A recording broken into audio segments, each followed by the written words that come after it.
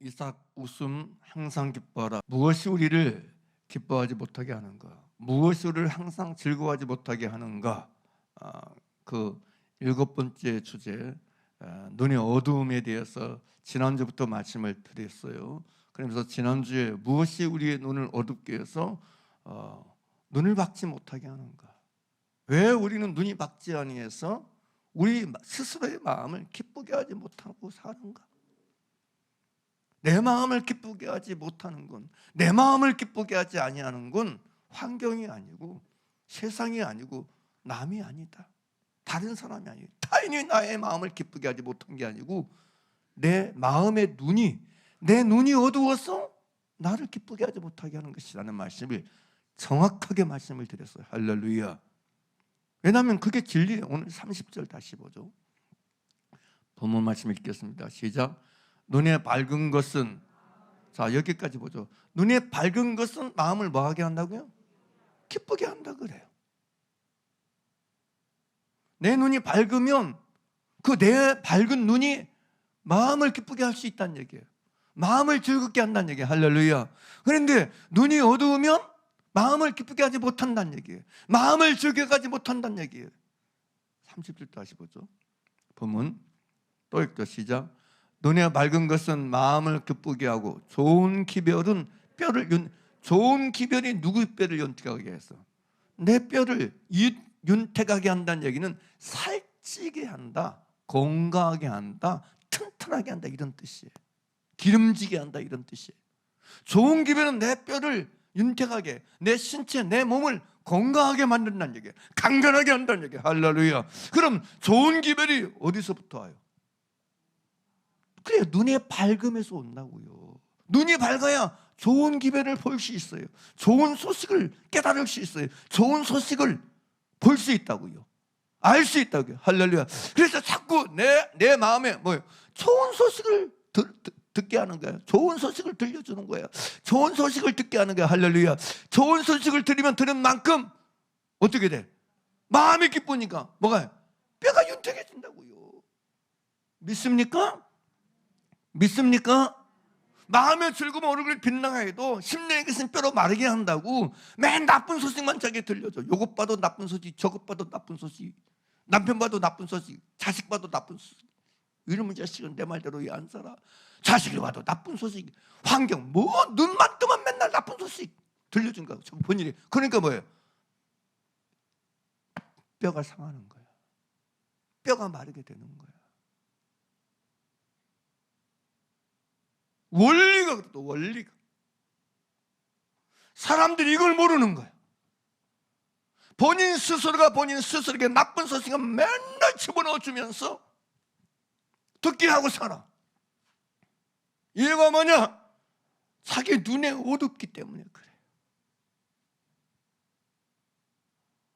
그래서 뼈를 윤택하게 하고 기름지게 하려면 눈이 밝은 사람이 돼야 되는 거예요. 할렐루야. 그래서 눈이 밝아서 마음을 기쁘게 하는 사람이 된다는 말씀을 드렸어요. 할렐루야. 그러면서 여러분 아까 금방 한 말씀이 잠언 17장 2절 있잖아요. 지난주에 얘기했지만 마음의 즐거움은 양약이라도 심령의 것은 뼈로 마르게 한다. 마음의 즐거우면 마음을 기쁘게 하면 그게 내게 뭐가 돼? 약이 돼. 약이 돼. 그래서 이런 몸을 건강하게 하는 거야. 뼈를 윤택하게 하는 거야. 자, 그러면 무엇이 우리 눈을 어둡게 하는가에 대해서 얘기하면서 첫 번째 얘기했던 게 뭐죠? 비판이라고 해서 판단이라고 했어요. 그래서 마태복음 7장 1절에서 1절, 2절, 3절, 4절, 5절을 6절까지 얘기하면서 비판이 우리 눈에 들보다 내 눈에 들보가 내 눈을 뭐하게 한다? 어둡게 한다는 말씀을 드렸어요. 들보 이꼴 비판, 비판 이꼴 들보. 무엇이 들보냐? 예수님이 마태복음 7장 1절에서 말씀하시고 2절에서 말씀하시는 눈의 들보는 뭐냐? 비판하지 말라 말씀하시면서 어찌하여 내 눈 속에 있는 들보를 깨닫지 못하느냐? 먼저 내 눈에 들보를 빼어라. 형제의 눈에는 티는 보지 말고 티만 보지 말고 내 눈에서 먼저 들보를 빼어라. 예수님이 왜 그렇게 말씀하시느냐? 이게 우리 눈을 어둡게 해서 우리를 마음을 기쁘게 하지 기뻐하지 않는다는 거예요. 생각해 보세요. 비판하는데 무슨 기쁨이 있겠어요? 판단하고 사는데 무슨 기쁨이 있고 무슨 즐거움이 있겠어요? 보는 것마다 비판하고 보는 것마다 판단하고 사는데, 정죄하고 사는데 그 마음이 어떻게 즐거울 수가 있겠느냐고요. 그 마음이 어떻게 여러분 기쁠 수가 있냐고요.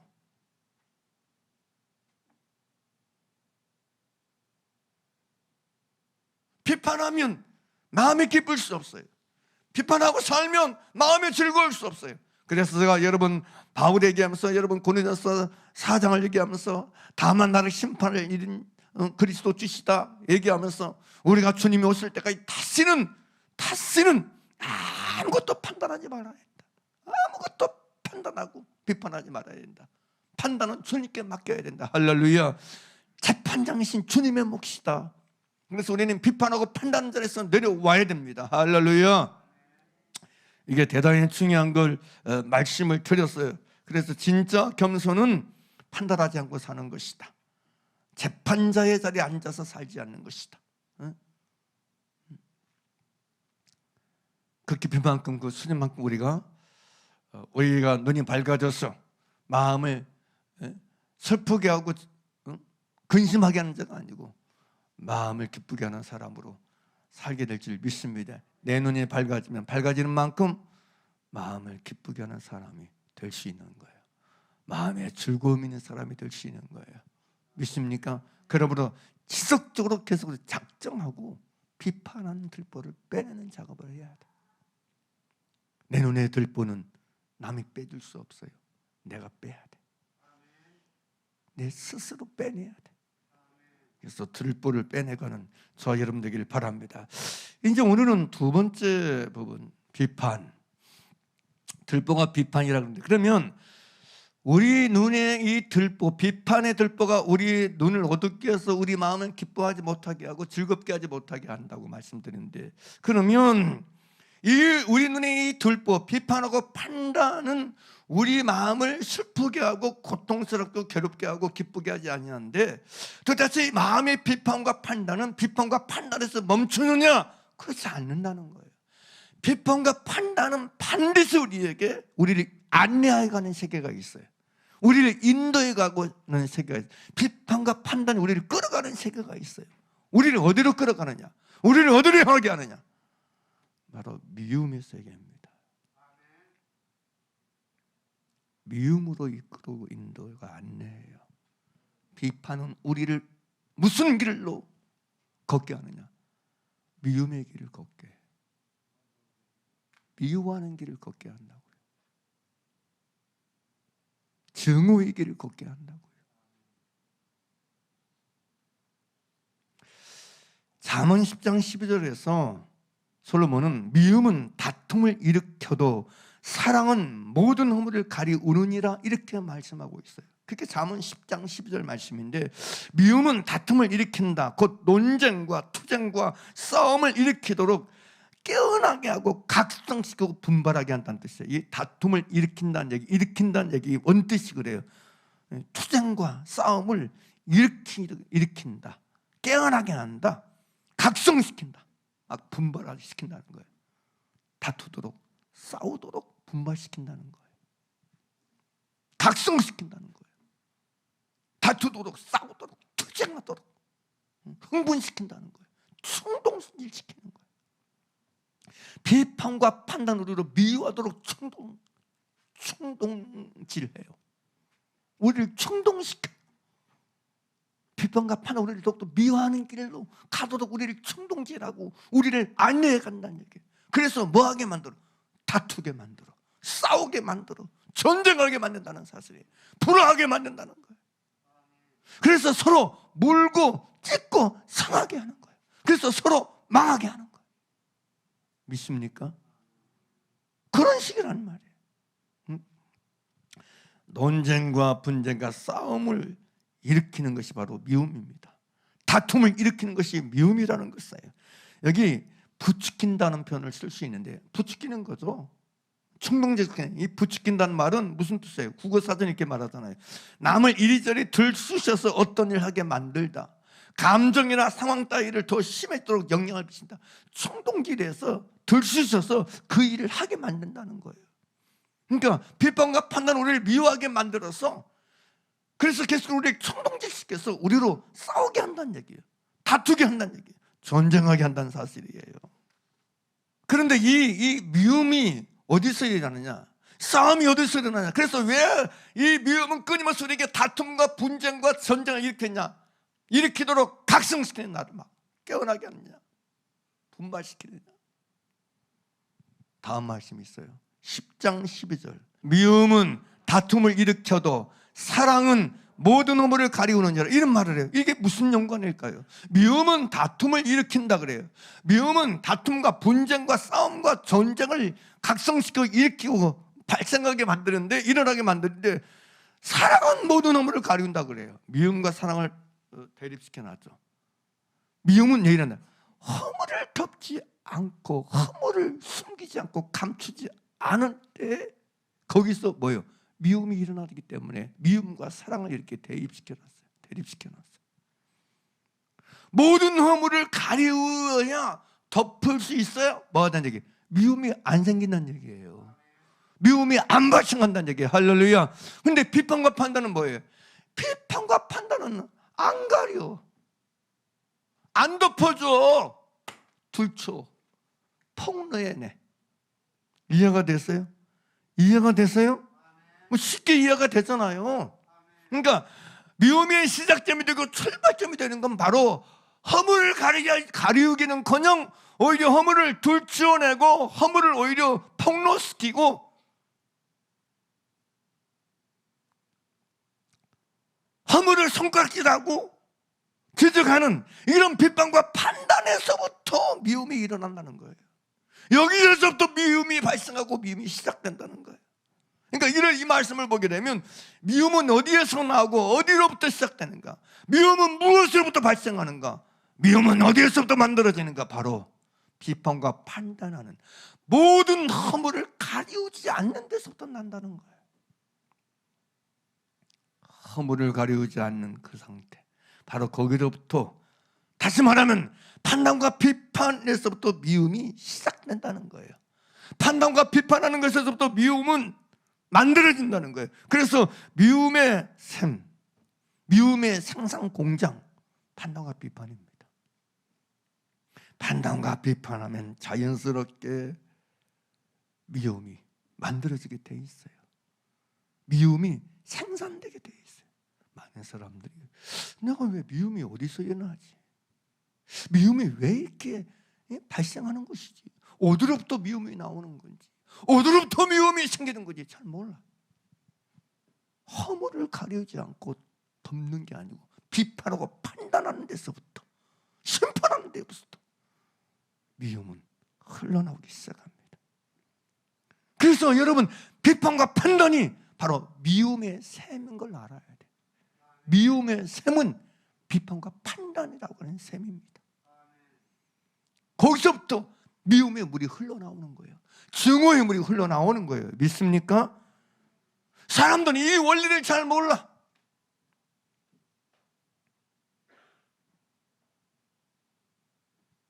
그래서 비판하고 판단하며 사는 한 미움은 사라지지 않습니다. 미움은 없어지지 않습니다. 끊임없이 솟아나는 샘이 되는 것입니다. 그런데 여러분, 사도 요한은 요한일서 2장 9절 11절에서 빛 가운데 있다 하며 그 형제를 미워하는 자는 지금까지 어두운 가운데 있는 자요, 그의 형제를 사랑하는 자는 빛 가운데 거하여 자기 속에 거리낌이 없으나 그의 형제를 미워하는 자는 그 가운데 거하고 어둠 가운데 있고 또 어두운 가운데 행하며 갈 곳을 알지 못하나니 이는 어둠이 그의 눈을 멀게 하였음이나 그래요. 그럼 여러분, 미워하는 게 뭐예요? 왜 미워해요? 허물을 가지하지 않는 데서, 비판하고 판단하는 데서부터 미워하는 게 나오는 거예요. 그게 어둠 가운데 있는 거라고 말하는 거예요. 뭐가 어둠 가운데 사는 거냐? 형제를 미워하는 거. 왜 미워하지? 비판하고 판단하며 사니까 미워하게 되는 거예요. 끊임없이 미움이 올라오는 거예요. 미움이 자연스러운 거예요.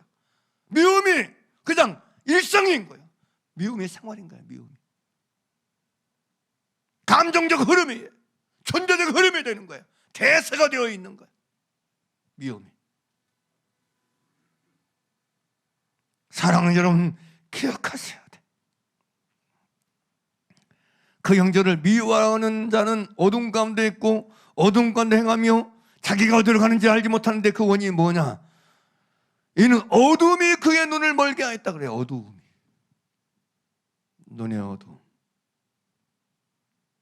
눈의 들보.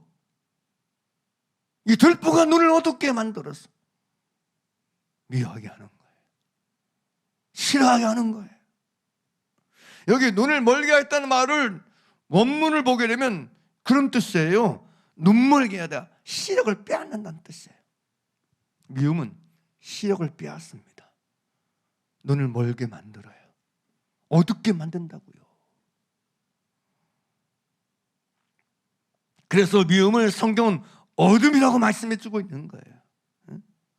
그러므로 우리가 여러분 비판과 판단에서부터 이 모든 것이 여러분 시작되고 나온다는 걸 아시고, 우리가 비판과 판단인 것이 뭐가 있다? 미움이 있다. 비판과 판단은 내 안에 뭘 잉태하게 만든다? 미움을 잉태하게 만든다. 그래서 뭘 낳는다? 전쟁을 낳는다. 싸움을 낳고 다툼을 낳는다. 아시죠? 원리예요, 원리. 그래서 비판과 판단이 잉태하면 뭐가? 미움이 잉태. 비판과 판단은 미움이 잉태되고, 미움이 잉태돼서 뭐가 나오는 거예요? 싸움이 나오는 거예요. 다툼이 나오는 거예요. 그러니까 내가 누구하고 다투고 싸운다. 다음 시작이 거기서부터 나는 거야. 남편을 판단했어. 남편을 비판하. 나도 모르게 이게 이 속에서 미움이 잉태돼. 그래서 뭐가 되는 거야? 실제로 뭐가 나와? 뭐가 나와? 싸움이 나오는 거야. 다툼이 나오는 거야. 아직 말다툼 안 했는데, 말로 안 싸우는데, 눈으로는 안 싸우는데 이미 마음에서 전쟁하고 살아. 그게 어디서 나오는 거야? 다 비판하고 판단하는 것부터 나오는 거야. 그 전쟁하고 싸우고 사는 거야. 다투고 사는 거야. 끊임없이 싸우고 다투고 살아. 그래서 전쟁 중인 거야. 삶이 전쟁 중인 거야. 인생이 전쟁 중인 거야. 존재가 전쟁 중으로 살아. 여러분 아세요? 싸우고 사는 인생은, 전쟁하고 사는 인생은 행복할 수 없습니다. 행복할 수 없어요. 피폐해집니다. 황폐해집니다. 우크라이나 전쟁 사진들 보세요. 전쟁하면 어떻게 되는지. 전쟁이 우리의 삶을 얼마나 여러분 황폐하게 만들어버리는지 아십니다. 마음이 전쟁 중 되지 않는 비밀의 원리가 뭐냐? 비판하고 판단하지 아니하여서 모든 음모를 가리고 덤부음을 통해서. 할렐루야. 믿습니까? 미움이 잉태되지 않고 사랑하며 살 때 우리는 화평의 길을 걸을 수 있게 될 줄 믿습니다. 그리고 눈이 맑아서 화평하는 길을 걸으면, 화평케 하는 삶을 살면 마음에 기쁘게 하는 길을 우리가 살게 될 줄 믿습니다. 거기에 뭐가 있다? 행복이 있는 거예요. 응? 거기에 즐거움이 있는 거예요.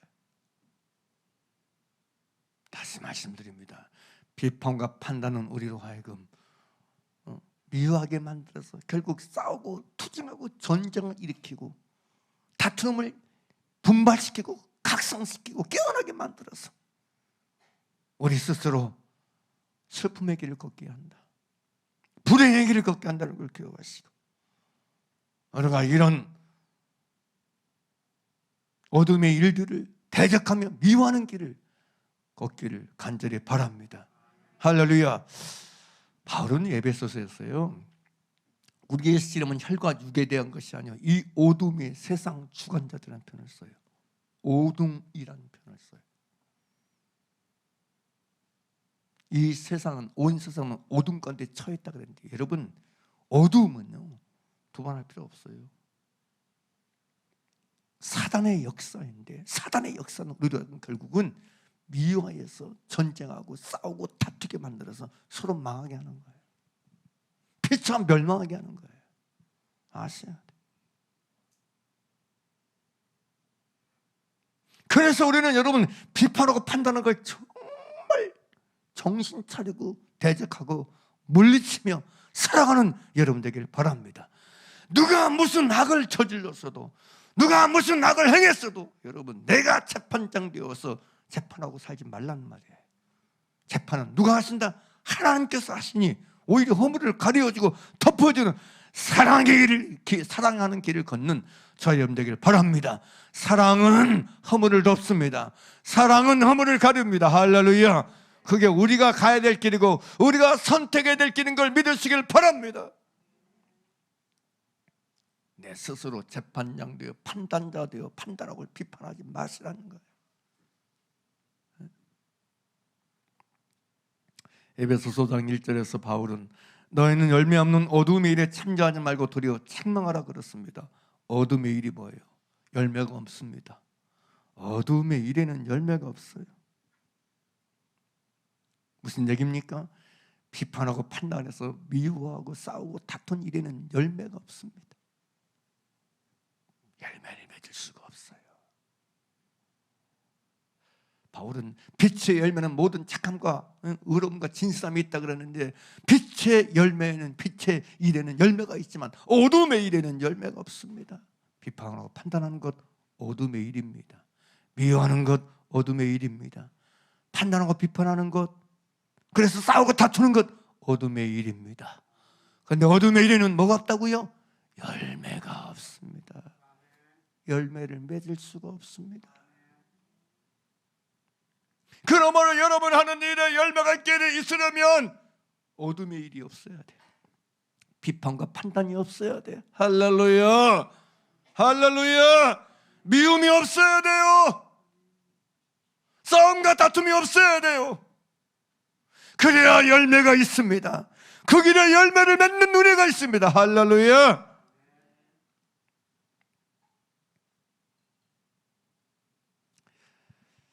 사람들이요, 막 가정에서도 이 집에서 나만 애써, 나만 고생해, 나만 힘들어, 나만 애써, 본인 스스로 애쓰는 건 사실이에요. 근데 그것이 비판과 판단으로 가버리면, 그것이 여러분 미움으로 가버리면, 그래서 다툼과 싸움으로 가버리면 그게 열매가 없어. 하나님이 열매 맺게 할 수가 없어. 왜? 진리니까. 어둠의 일에는 뭐가 없다? 열매가 없습니다. 중요한 거 얘기하는 거예요. 진짜로. 똑같은 수고에도, 똑같은 헌신을 해도 여러분 감사함으로 허물을 덮으면서, 할렐루야, 믿습니까? 허물을 가리우고 사랑하면서 그 일을 해야 사랑의 수고에 열매가 있습니다. 그 수고에 하나님이 열매를 맺게 하십니다. 할렐루야. 기억하셔야 돼요, 여러분. 수고는 우리가 하지만, 애쓰는 건 내가 하지만 그 수고를 어둠의 일이냐 빛의 일이냐를 보고 판별하셔서 결정하셔서 열매를 맺게 하시냐 안 맺게, 하나님 손에 달렸어요. 믿습니까? 그러므로 여러분이 하는 모든 일에 열매를 맺게 하려는 방법은 딱 하나예요. 어두움이 없어야 돼. 비판하고 판단하는 게 없어야 돼. 미워하는 게 없어야 돼. 싸우고 다투는 게 제발 없어야 돼. 다툼으로 일하면 안 돼. 다투면서 일하면 안 돼. 화목하면서 일해야 돼. 사이좋게 일해야 돼. 할렐루야. 여러분 그 안에서도 마찬가지예요. 뭐 행사하고 그러면 조금이라도 다툼을 용납하면 안 돼. 어떻게 해서라도 서로 우애하면서 화목하면서 화해하면서 그 일을 해야 돼. 할렐루야. 이게 원리야. 일원리. 예? 다투고 싸우며 하는 일에는 열매가 없다고요.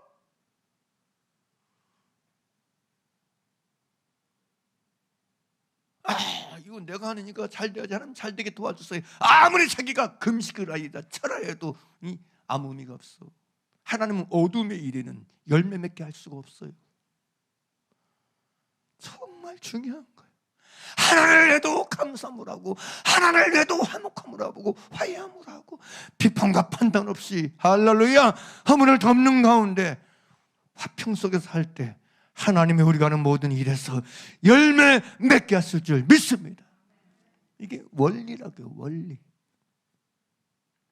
얼마나 많은 사람이 속고 사는지 몰라요. 그걸 나가 애쓰고 있으니까, 수고하고 있으니까 하나님은 좋은 열매 주겠지. 좋은 열매가 없습니다. 어둠의 일에는 열매가 없어요. 그래서 말하는 거예요. 바울이 여러분 뭐라고 얘기하는 거예요? 어둠의 일에 참여하지 말고, 어둠의 일에는 전혀 개입하지 말아라. 비판하고 판단하고 미워하고 투자하고 전쟁하고 싸우고 다투는 거, 거기에 너희가 들어가지 말아라. 발을 들이지 말아라. 할렐루야. 절대 발 들이지 말아라. 마귀는 뭐 비판할 수밖에 없는데 발 들밀어봐. 늪입니다. 늪. 사망의 늪이고 멸망의 늪입니다, 여러분. 그래서 도리어 책망하라 그래요. 도리어 책망하라. 비판 판단 책망하세요. 자기가 비판하고 판단하면서 자기를 책망하지 않습니다. 옳다고 여겨. 남 책망해. 비판과 판단은 자기를 책망하는 게 아니라 남을 책망하는 거예요.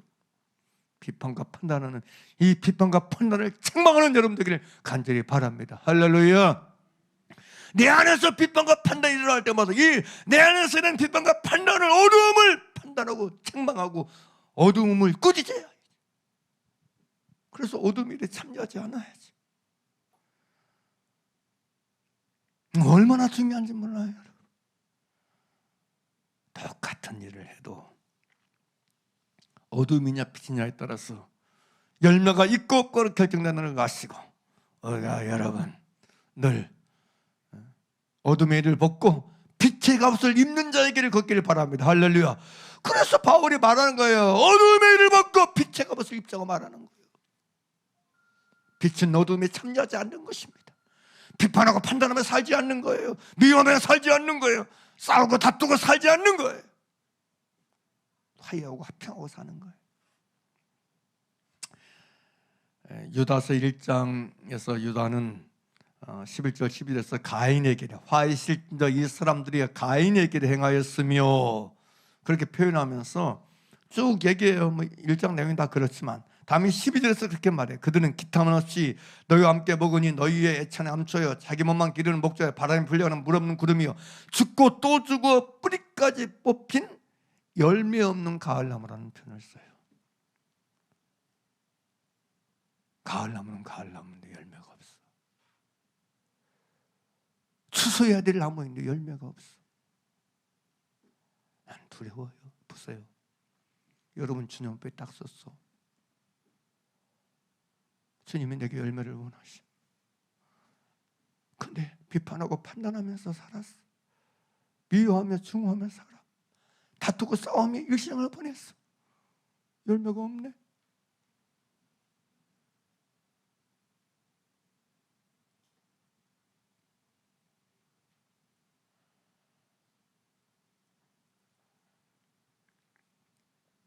열매 없는 가을나무가 되지 않으려면 어둠의 일을 벗어야 돼요. 어둠의 일에 참여하지 말고 도리어 책망하는 저와 여러분 되기를 간절히 바랍니다. 할렐루야. 지금 두 가지 얘기했습니다. 우리 눈의 어두움이 우리 마음을 기쁘게 하지 못하게 한다. 즐겁게 하지 못하게 한다. 우리 눈에 어두우게 만드는 건 첫째가 비판하고 판단하는 것이다. 그리고 비판과 판단 우리로 하여금 미움을 가지게 한다. 미움을 일으킨다. 미움을 발생시킨다. 미워하게 만든다. 미움의 감정, 미움의 생각, 미움의 태도가 계속해서 일어나게 만든다. 그래서 싸우고 다투고 전쟁을 만든다. 피차 물고 물어뜯고 싸우고 다투게 만든다. 이 말씀까지 드렸어요. 세 번째는 비판, 판단, 미움. 세 번째는 이 비틀어진 마음이에요. 이게 무슨 얘기냐면 고집센 마음, 단단하고 굳은 마음이라 표현할 수 있어요. 우리가 잠언 16장 28절 30절 보게 되면 패역한 자는 다툼을 일으키고 말장이는 친한 붓을 일관하느니라. 강포한 사람은 그 예수를 깨워 좋지 아니한 길로 인도하느니라. 눈짓을 하는 자는 패역한 일을 도모하며 입술을 닫는 자는 악한 일을 이루느니라. 이렇게 이제 이런 말씀이 있는데, 패역한 자는 다툼을 일으킨다 그래요. 그게 28절이에요. 뭐가 다툼을 일으키냐? 패역한 자가 다툼을 일으킨다는 표현을 써요. 근데 왜 제가 지금 이 잠언 16장 28절에 3절 말씀을 보냐면, 여기 패대한 자라는 표현을 쓰는데, 패대한 자, 그 다음에 30절에 눈짓을 하는 자는 패역한 자, 이 패대한 자, 패역한 자, 28절에서 패려한 자, 30절에서 패역한 자인데, 원문을 보게 되면 이 두 가지 단어가 패대한 자, 패역한 자 똑같은 단어예요. 난 그래서 성경을 참 웃기라고 생각해요. 똑같은 단어면 똑같은 말로 해석해 놔야 되는데, 번역을 했는데 꼭 다른 말로 번역해 놔가지고 우리로 하여금 헷갈리게 만들어. 그래서 원문을 보는 게 그래서 중요하다 생각해요. 여기 원문에는 눈을 감는 자는 패역한 일, 이 패역한과 이 28절에서 패대한 자, 이 패대한하고 똑같은 단어예요. 똑같은 단어로 이게 무슨 뜻이냐면, 그게 이제 그 타프카라는 단어인데, 이게 무슨 얘기냐면 외고집, 고집센, 그릇된, 비틀어진, 괴팍한 이런 의미가 있어요. 이런 똑같은 단어를 이렇게 패대한, 패역한 이렇게 번역해 놓은 거예요. 그러니까 같은 뜻이에요. 고집센 것, 비틀어진 것, 이걸 말하는 거예요. 그러니까 비틀어진 사람은, 고집센 사람은 다툼을 일으킨다 이런 뜻이에요. 이해가 됐어요? 이해가 됐어요? 다툼을 일으키고, 그렇게 나오면 다음에 30절 보자. 30절. 눈을 감는 자는 패역한 일을 도모하며, 무슨 얘기예요? 누가 고집센 일을 도모해요? 누가 비틀어진 일을 도모해요? 눈을 감는 자라는 거예요. 무슨 얘기 알겠어요? 눈을 감는 자.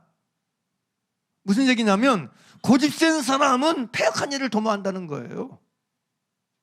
고집센 사람은, 비틀어진 사람은 그 일을 도모한다는 거예요. 근데 무엇이 여러분 눈을 감는 자가 되게 만드냐? 눈을 감고 고집센 일을 도모하게 만들고, 눈을 감고 비틀어진 일을 도모하게 만든다는 거예요. 근데 여러분, 이 눈을 감게 만드는 원인이 뭐예요? 눈을 감게 만드는 근원이 뭐예요? 다른 거 아니에요. 고집이에요. 원리가 그렇다네. 비틀어진 마음은요, 고집센 마음은요, 강팍한 마음은요, 눈을 감고 살게 만들어. 자기가 보고 싶은 것만 봐. 자기가 보고 싶은 것만 보고 나머지는 안 봐. 눈을 감아버려. 그래서 자기 고집, 자기 비틀어진 것, 자기 원하는 것, 그것만을 이루기고 성사시켜서 모든 걸 다 도모해버려. 무서운 얘기예요. 지금 제가 왜 이런 표현을 쓰느냐? 비판과 판단은요, 우리로 알고 그 길로 인도해. 비판과 판단은 우리를 미움의 길로 인도해서 다투고 싸우는 길로만 인도해. 비판과 판단은 우리 안에 고집을 일으킨다. 고집을 만드는, 고집을 만들어낸다는 거예요. 고집 세게 만들고, 고집 부리게 만들고, 외골수가 되게 한다는 거예요. 외통수, 비틀어진 마음을 갖게 한다는 거예요. 뭐가요? 비판과 판단이 그렇다는 거예요. 그래서 여러분, 이게 무서운 거예요, 여러분. 그래서 눈을 감게 하고 입을 닫게 만들어.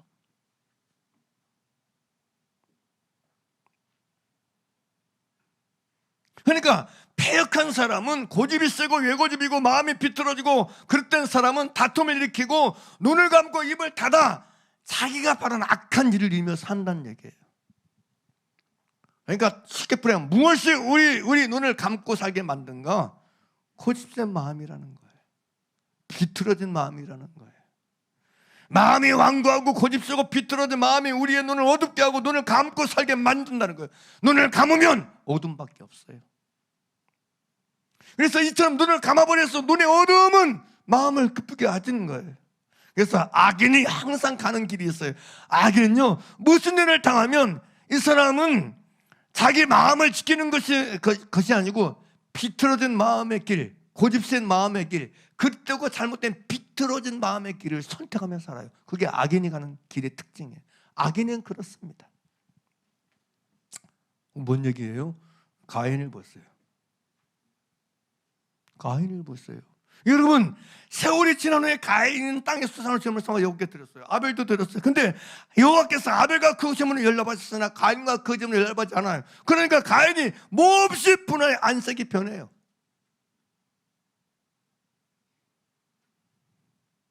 비틀어진 마음, 그릇된 마음이 가인을 그렇게 만들어. 그래서 어떻게 해요? 그래서 어떻게 해요? 동생 아벨을 죽여. 그래서 이게 중요한 거예요. 이 비틀어진 마음은, 굳은 마음은, 고집센 마음은 그 길을 가게 만들어. 그 길을 도모하게 만들어. 비틀어지지 않았으면 뭘 생각했을까? 하나님이 뭐라고 말씀하세요? 내가 말씀한 여호와께서 가는 길에 이르시되 내가 분하여면 어찌며 내 안색에 변하면 어찌미냐? 내가 선을 행하면 어찌 낯을 들지 못하겠느냐? 선을 행하지 않으면 저가 문에 엎드리니라.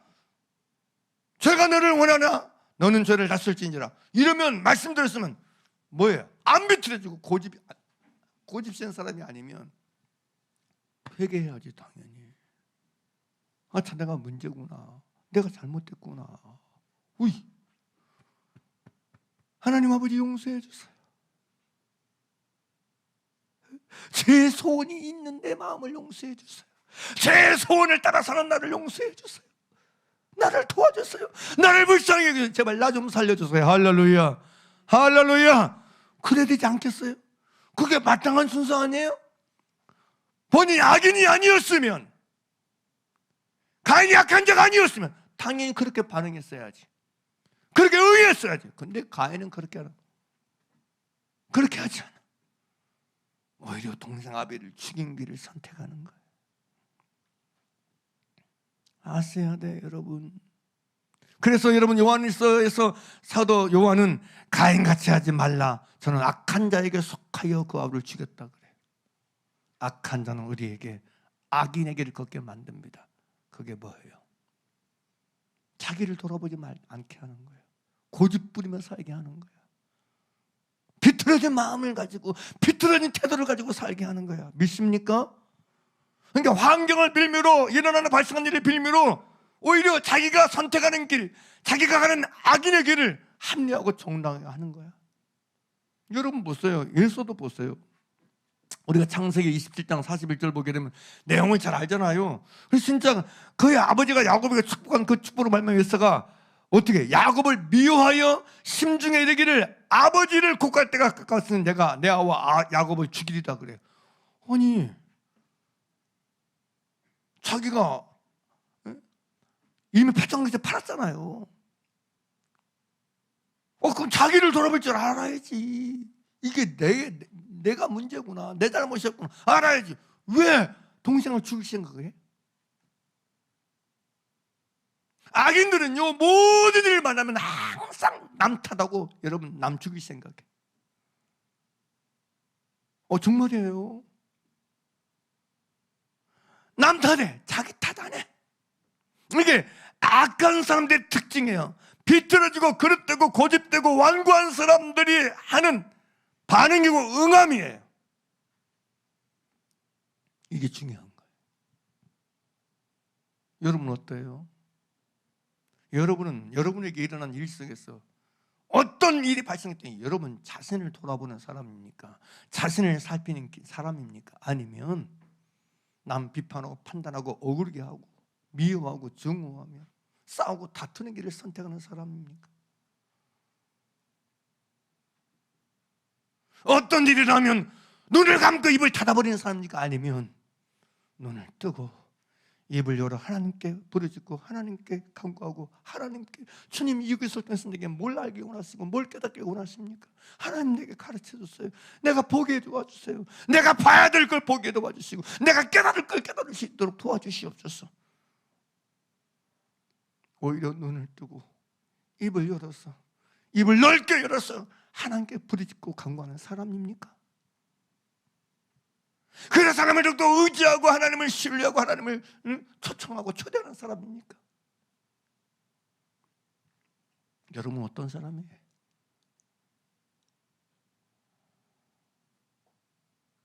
저와 여러분이, 그래서 여러분 이런 사람은, 고집센 사람, 비틀어진 사람, 마음이 잘못된 사람들은 여러분 보는 것이 다 어두움이에요. 그래서 미워하는 길을 가는 거예요. 다투고 싸우고 전쟁하는 길을 가는 거예요. 그래서 나는 어떤 마음을 가지고 살고 있는가? 내게 일어난 이 일 속에서, 이 속에서 하나님 아버지, 내가 다시 얘기하면 뭘 깨닫게 원하십니까? 내가 봐야 될 게 뭐예요? 내가 이 속에서 얻어야 될 좋은 기별은 뭐예요? 하나님께서 내게 주시고자 하는 좋은 기별, 좋은 소식은 뭐예요? 복음은 뭐예요? 하나님의 뜻은 뭐예요? 하나님이 원하는 건 뭐예요? 하나님이 바라시는 건 뭐예요? 잠잠히 하나님께 묻는 길을 걸어가고 여쭙는 길을 걷는 저 여러분 되길 바랍니다. 그저 내 마음에 안 든다고, 내 성에 안 찬다고 짜증 내고 화내고 원망하고 비판하고 판단하고 미워하고 다투고 싸우는 길을 걷지 말고, 그런 악인의 길을 걷지 마시고, 이 속에서 하나님께서 내게 원하시는 길을 알기를 원하고 찾기를 원하는 그런 사람의 길을 걸어서 우리가 어둠의 길을 걷는 사람이 아니고 빛의 길을 걷는 사람으로 살아가는 저 여러분들을 간절히 바랍니다. 할렐루야. 하나님은 지금도 오늘 이 순간에도 저와 여러분이 선한 길을 걷기를 원하십니다. 빛의 자녀로 살기를 원하십니다. 믿습니까? 어둠의 일을 벗고 살기를 원하십니다.